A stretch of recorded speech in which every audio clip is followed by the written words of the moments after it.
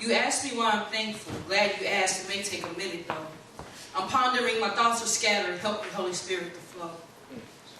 I don't know why, but don't remember much before 5.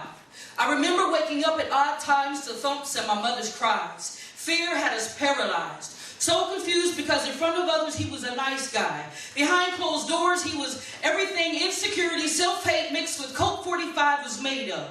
Dealing with guilt because this monster I loved. It was a blessing he left, but I was crushed. The three of us on our own, it was rough. Everyone loved my little bro. Me, not so much. Having me stuck in the basement, the beginning of being withdrawn. Brothers, seeing how others treated me, decided to join in on the fun. I was the butt of jokes, ended up sexual predator's host. Tried to get into dating, he raped me. I've had it with this species. I refuse to be weak anymore. So I stayed to myself, apathetic, constantly flirting with death. Everyone else blessing mommy and granny before bed. I'm praying that it would be my last breath. She finally found the love she was looking for.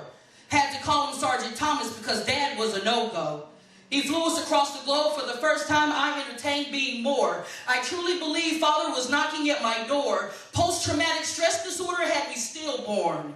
In 08, I was reborn. End of 2011, began to transform. Adorned my heart with agape love. In spite of my mistakes, I remember he's moved by an inkling of faith. I jump up, run to his arms where I'm safe. He carries me on his shoulders, explaining Genesis on the way. Explaining why Lucifer hates my guts and plotted my death from a babe. To my spiritual fam, we made it. Look at us unscathed.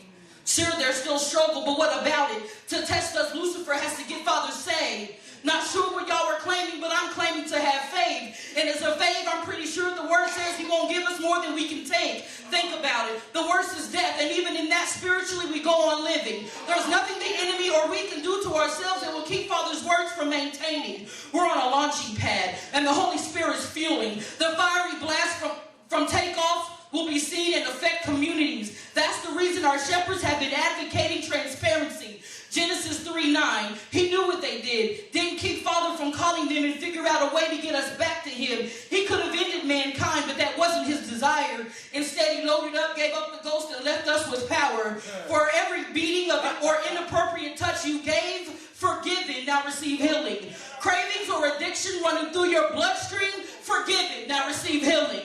For all the gossip, stealing, and lies, you've been forgiven. Manipulation, envy, pride, you've been forgiven. Behind all that are silent cries, receive your healing. Pornography, fornication, sexual immorality, forgiven, now receive your healing. The same way Father forgave us, we have to extend it to ourselves and to others. He's trying to take us to the cosmos. Hebrews 12 is a blinking arrow. His love is true. For this I'm thankful. The same energy we put towards nonsense, aim for holiness, he dares us. From the love of God, no one can separate us. He did all the work, we walk it out, giving Father the glory. Until his return, I will tell everybody about this tragically beautiful love story.